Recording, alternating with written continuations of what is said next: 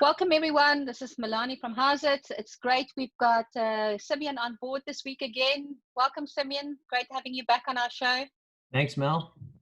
So Simeon is our resident resume expert, and he's taken us last time through a little bit about to consider skills, passion, and impact when you do your career planning. So before you even start with your resume, kind of having a look at that. So we've done that one, and we're moving on today to talk about a very interesting subject that Simeon's going to take us through called Letting Failure Guide Your Resume.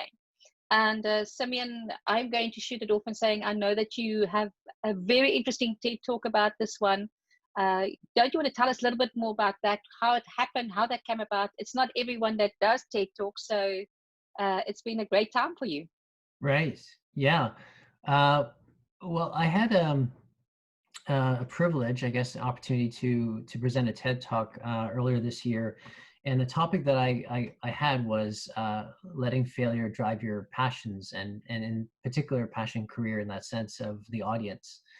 Now, what that really means in summary, and we can kind of go into a little bit more detail as it pertains to career and resume, is often we find ourselves in life starting off a journey, right? So in this case, for example, career. And we think that, we want to do something, we hope that we'll get good at something, etc. But more often than not, things don't really come out the way they should be or you expect. And oftentimes it comes in the form of failure. So, and some of it we can't control, right? But a lot of the times we can control, and we find ourselves not being able to be adequate for that job. And I think of, for example, my own story in the TED Talk that I talk about is I started off my journey as an actor, and I really wanted to be in acting, and I'm not good at it. So I found out very early on that I didn't have the skills for that. And you become very tough on yourself, right? That you failed at certain things, and you don't want people to know that you're embarrassed. But then you have several options there, right? Number one is that you could just shy away and just say, I give up, right? And in despair, I just throw up my hands. Another option is that a lot of people use that and they kind of through it.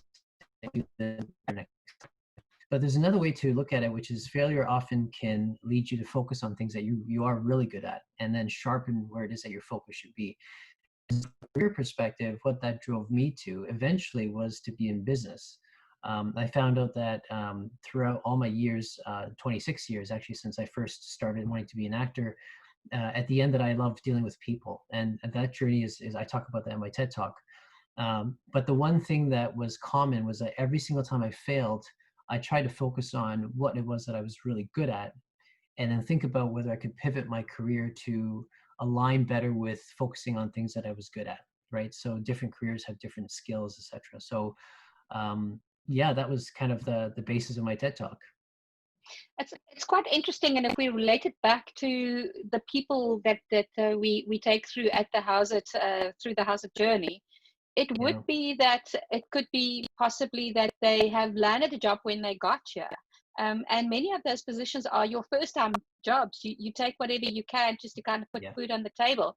And it's not necessarily a failure, but how do you take that, okay, and that journey that you've gotten, you said, okay, great, I'm ready to move on, but it's a significant time. So I need to see it in a positive manner to move on and kind of build my career from where we've got. So it's not about looking weak, right? It's you're just basing your story and your resume on your failures and how you highlight that to move forward. Yeah, it's not at all a weakness sign. It doesn't need to be the case. The biggest challenge or obstacle to kind of figuring out a career that you really enjoy. We talked last time about skills, passion, and impact. The biggest obstacle is yourself, because you set up boundaries. Let's say I can't do anything else but this. And when you do that, what happens is that you're really you're suffocating yourself. You're designed, created with certain aspirations that are very different than someone else. And sometimes you are stuck, in a very good career, and you're kind of on that track throughout life, and it puts food on the table. That's great. You're very successful. But, 90% of my clients are actually not very happy. They might be doing well, and they're not laid off, but it hasn't hit them on the spot yet as far as finding that enjoyment in their career, right? And so if you have the luxury of having a job already and you're in Canada, that's great. But I would really challenge you to use this opportunity to reinvent yourself. Maybe it's a bit lofty in this economy. I understand that. I've been in that situation before where you don't have a lot of options. But as a matter of reflection, to think about how do you make your career and your goals into more fulfilling overall as a bit of a legacy, is to think about, what parts of my life am I ashamed of? And let's dig that back up. Now, why was it that it didn't work out, right? And were there certain things that I couldn't do, and I tried really hard, but I still couldn't do them? Okay, well, what were things that I was really good at? And so, is there an opportunity now for me to maybe switch gears in my career to focus on those areas that I was good at? Usually what you're good at is also what you're passionate about, by the way. That's kind of the theme that happens. So, that's kind of a mechanism for you to think about. For some people, when they go through that reflection, they switch out of corporate into maybe public sector or, nonprofit charities, and it becomes more of a passion project for them, right? So it's a Right. great kind of a career reflection way of thinking of things, where the world would call it failure, but in your mind, you might hit a jackpot. It might be a gold pot for you because you Yes. figure out, I'm excited now about what I can do. Now, as it relates to people who might be new to Canada, and again, I've worked with a number of new immigrants coming in. This is an opportunity for you to reinvent yourself. I know many Absolutely. countries, Mel, you've told me before that South Africans tend to do a lot of different roles and a lot of different jobs that involve different skills. And when you come into Canada, don't have the expectation that you need to find a job that requires you to have all these skills and all that. Well, first of all, that's not realistic. And Canada doesn't work that way. It's a very skill-based economy where they want you to have really deep, skills in supply chain or finance, whatever it is.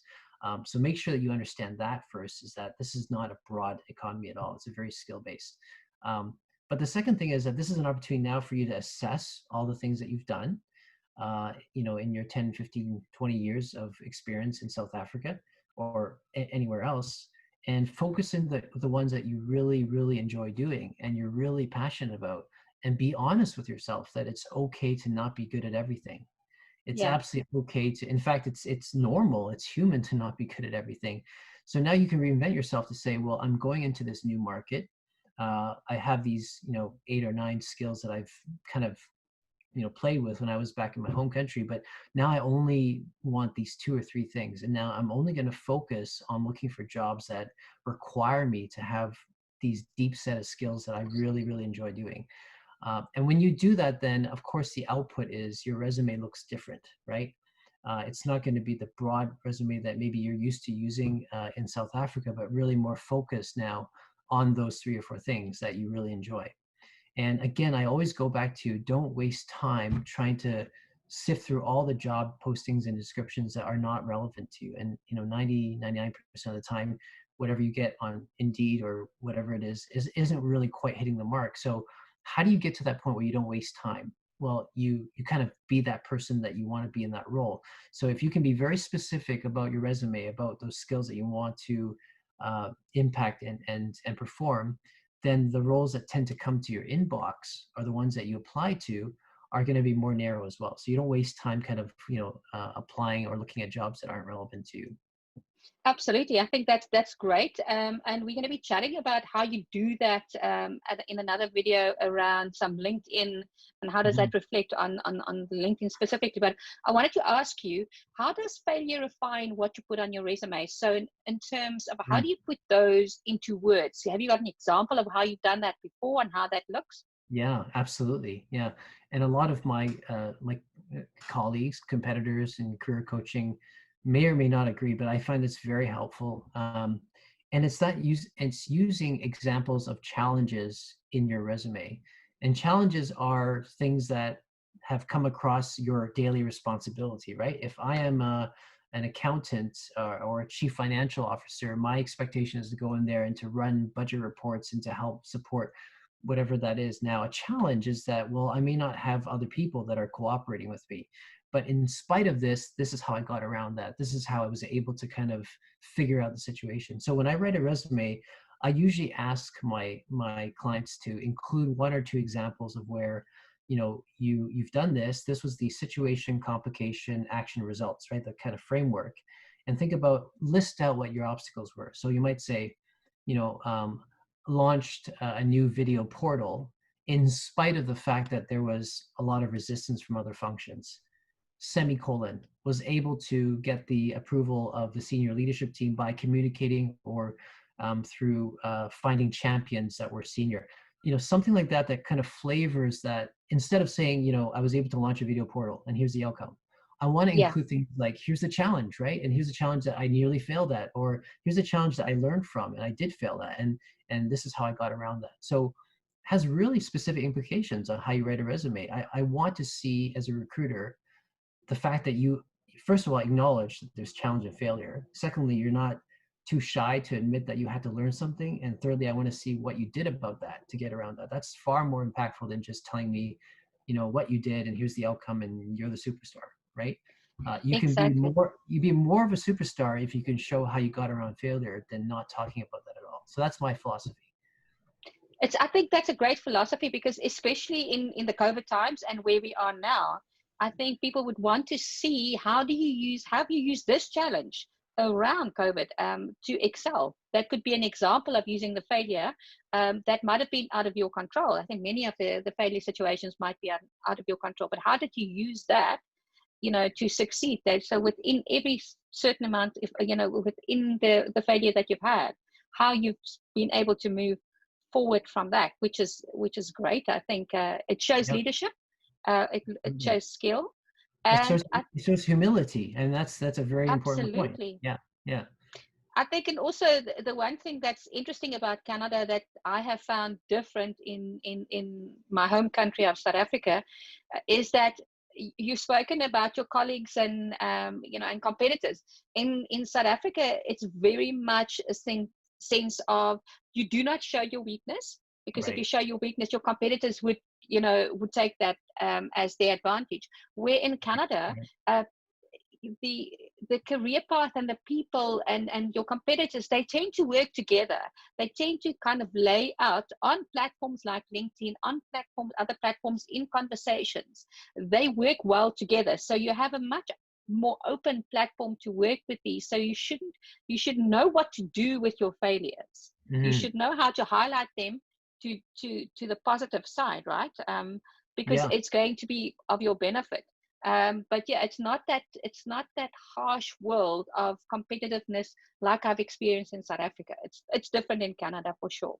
Yeah, yeah, absolutely. I think, I always say that your motivation, inner motivation around coaching coming out, what you're good at, what you're passionate about, should align with what's on your resume, and that should align with your digital persona on LinkedIn, for example. You are a 360-degree person, right? And at the end of the day, recruitment and hiring is actually all about people. It's psychology of people and how they view you and how you present yourself. And vulnerability and the ability to admit failure, and in light of that still overcome, is an underdog story. And any Yes, movie that you've seen that is very interesting has an underdog theme to that. And it's the same thing in recruitment. If I can see that you are a smart person, okay, well, first of all, everyone's smart, right? I can see that in your resume, you've got lots of experience. But if the differentiating factor for you is that you show growth, that's a really valuable piece. And admitting failure absolutely. and using that to overcome is growth, right? And that's compelling, and that can make the difference between you only having 5 years versus someone else who got 10 years on you, because you're able to have that maturity to kind of be able to adopt and assess. And one last thing I'd say about that is that, all companies will fail, right? So if I'm hiring you in, I know that my company is not perfect.